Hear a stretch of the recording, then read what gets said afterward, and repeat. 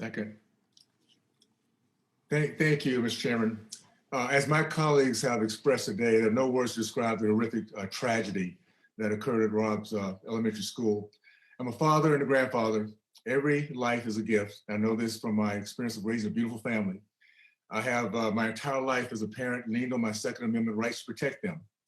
This markup is a hasty, unserious, and not designed to find true bipartisan solutions. We need to look at real solutions that actually improve the safety of the classrooms. This package is completely political and misses the mark of true progress. It is a disgrace that to those who we have lost and their grieving families. As we work across the aisle to champion evidence-based solution, it is very important that the victims and their grieving families are front and center in every conversation we have, not the politicians or the political talking points. Tomorrow, I'm introducing a bill to use the unused COVID funding from the American Rescue Plan to improve classroom safety and to harden schools through evidence-based security measures. I welcome my colleagues from across the aisle to support this common sense solution to protect our children. My bill will clarify that school districts can immediately amend their plans under the American Rescue Plan and to use those funds to address without delay their school safety needs.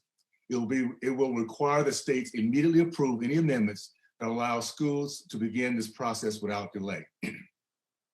The Luke and the Alex School Safety Act that is now in the House, shepherded with the bipartisan support of Representative George and Bellard, directs the Department of Homeland Security to establish a federal clearinghouse on school safety best practices.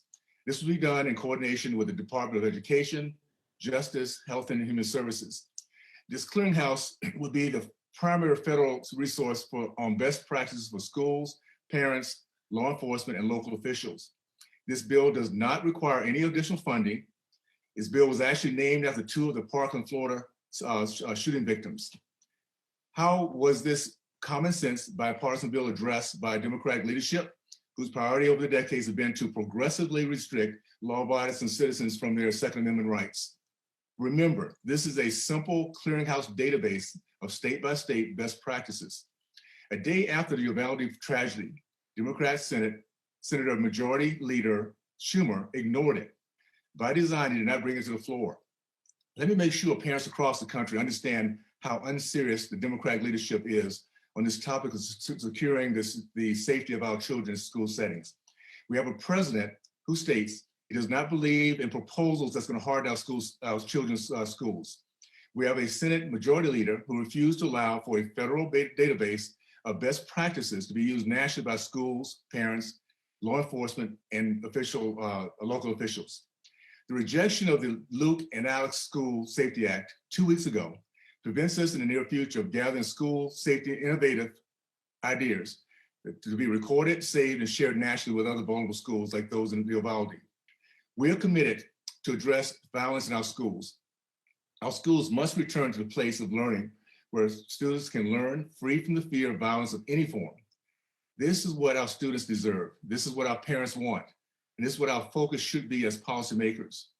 The answer to this painful chapter is not continuation of the decades-long progressive attack on our constitutional rights that we as Americans have not, that's not available in other despotic countries like Cuba, Russia, China, and Venezuela, and other countries that restrict their citizens from protecting themselves from evil. There's presently over $100 billion of unused COVID relief funds now sitting in the Secondary School Emergency Relief Fund. Let's get serious as a body and make it possible within the next coming months to harden our schools, to protect our children, and to start nationally to share best safety practices across the country. For this reason, I support this amendment introduced to my friend from Wisconsin. I yield back. Gentleman yields back for purposes of gentlelady from Texas seek recognition.